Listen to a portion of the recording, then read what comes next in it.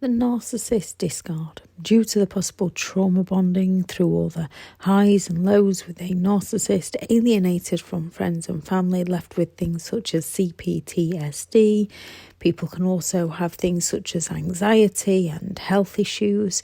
Energy levels might have been drained, loss of self worth, loss of confidence, loss of self-love, loss of trust, loss of money, loss of homes, and so much more, which makes the narcissist discard incredibly painful and cruel.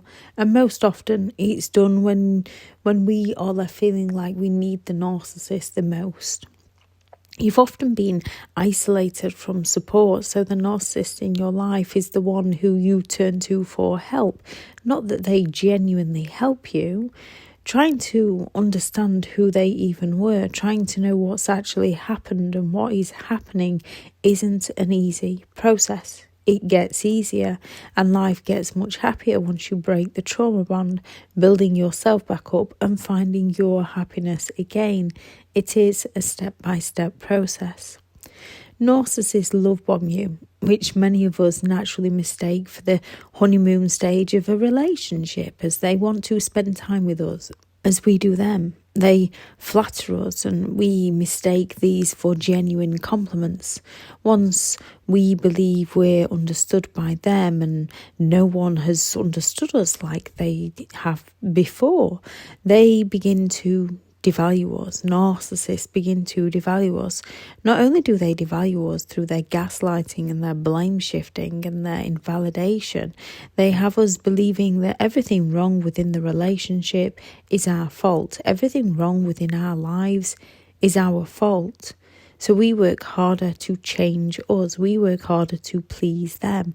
Narcissists sell us an illusion of those false promises of the future to offer us those crumbs of hope. They offer us those intermittent reinforcements of when they play nice.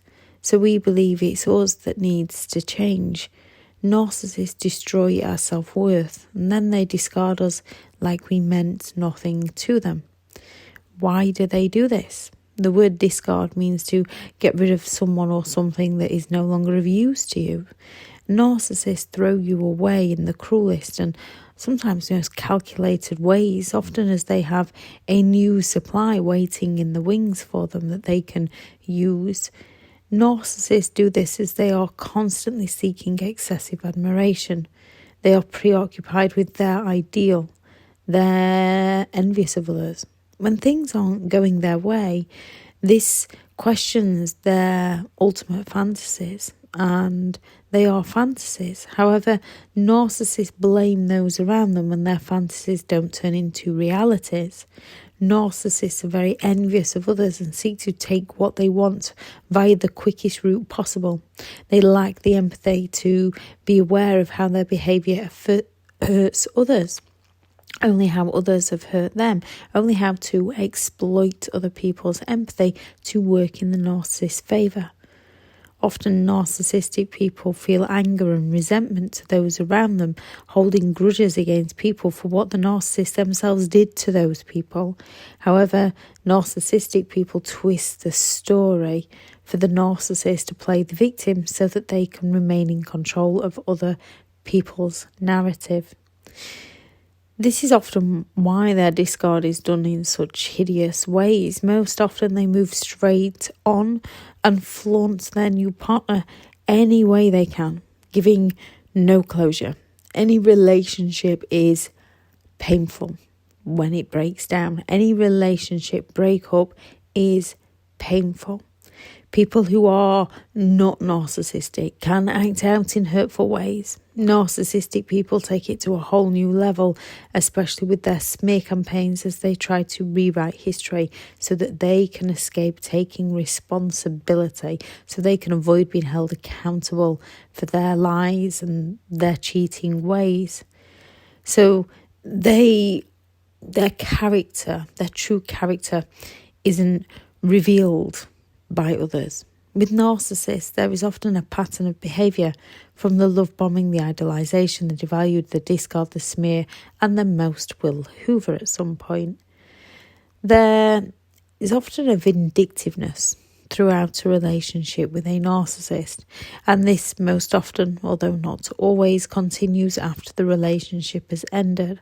Some will cut you off completely, and others will continue to contact you and give you the belief that you could get back together, give you the false hope. Some play hideous mind games. Narcissists most often want to humiliate and destroy you after the discard with more lies and smear campaigns as they protect themselves, to release themselves of any form of shame and play the victim or the hero to others, to gain either sympathetic attention if they're playing the victim, or to gain admiration when they're playing the hero. The true victim is usually left in deep depression with anxiety and fears running deep, most often blaming themselves, questioning themselves, doubting themselves, wondering whether they're the narcissist or not, while the narcissistic person swans off into the sunset with your dreams, with your self-esteem, your self-love, your self-trust, your life, your home, your belongings, left in tatters, as the narcissist has usually taken everything you once were with them. Narcissistic people might threaten you, stalk you, intimidate you any way they can, provoke you in any way they can to gain that reaction from you so they can blame everything on you. They will use all your weaknesses and fears against you.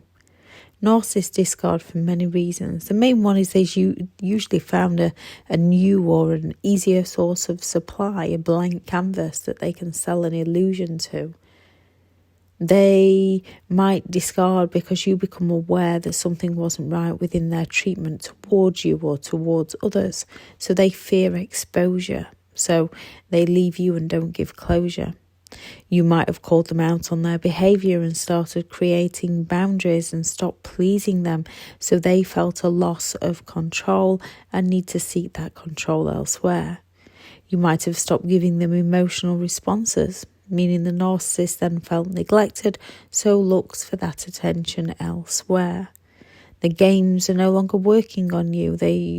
They keep cycling around the same games, and you learn to respond and not react. Or when they go into the silent treatment, you no longer chase them. You simply leave them be, and it hurts their ego to then come and chase you. They want you to chase them. They might have drained you. They might have taken everything from you so that you've hit rock bottom, so you no longer have anything to offer them. And they don't want to help you. They've taken your mental health and your physical health, drained you financially, left you stressed and depressed with anxiety. They drain you so that there's nothing left of you, and then they up and leave you. Or the narcissist might have seen another route to get more. They may feel envious of another, entitled to exploit them to get their own needs met. The narcissist might simply have gotten bored. They need some extra excitement. They feel like they need more attention and are happy to take risks as they believe that everything is your fault for not supplying them with the attention they believe they deserve. And if they get caught out on the things they do, they find a way to blame you. Narcissistic people don't miss us, not in the way that we miss them, which isn't only due to the trauma bonding, it's usually due to our compassion and object consistency to care for them. Object consistency is a skill set developed between the age or around the age of 2 to 3, meaning even if there is conflict or distance or disagreements, we still care. A narcissist is often lacking in this. They're often lacking in empathy and lacking in object consistency, meaning as soon as things don't go their way or there is distance, they no longer care. They do, however, miss what we provide for them. Or if they see us doing well without them, their envy surfaces and they want us back to repeat the cycle again. Discard is nothing to do with who you are as a person and everything to do with who the narcissist is as a person.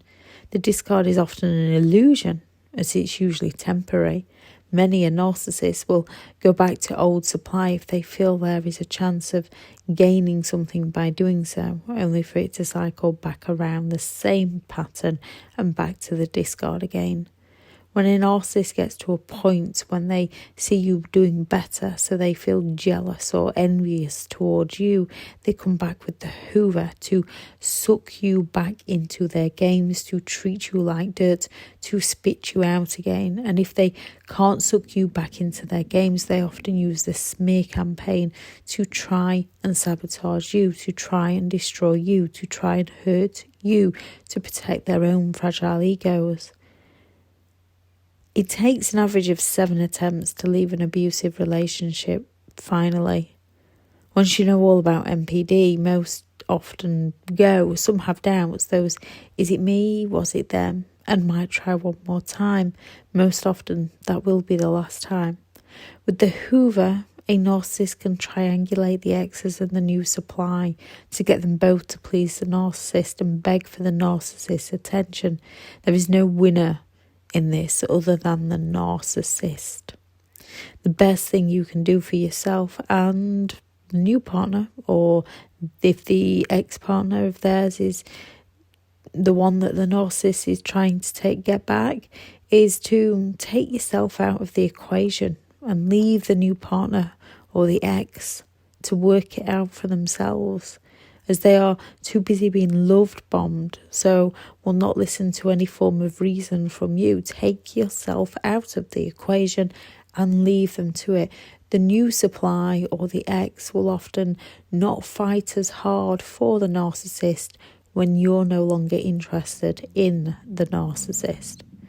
When you take the narcissist back, it's always temporary, and their behaviour often gets worse the more they get away with it, the more they don't see themselves as the problem.